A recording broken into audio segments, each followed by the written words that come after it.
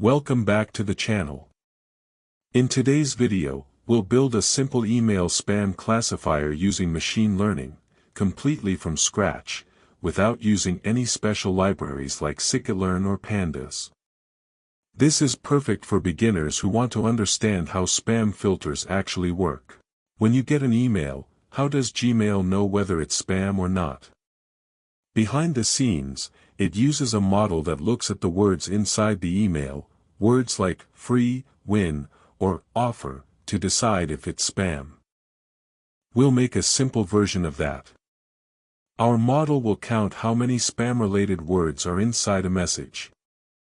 If too many spam words appear, we'll mark it as spam.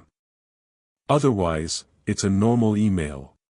Let's start coding this step by step, completely in pure Python. In this code, we first listed common spam keywords.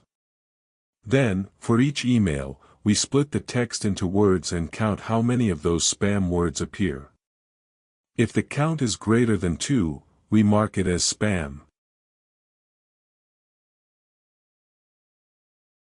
Let's run it and see the output.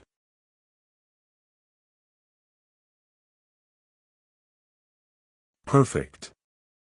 Our simple spam detector is working.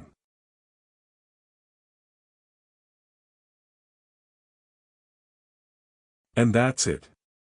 You've just built your own email spam classifier using pure Python logic. If you liked this project, drop a like, subscribe, and tell me in the comments which project you want next: sentiment analysis, chatbot, or movie recommender.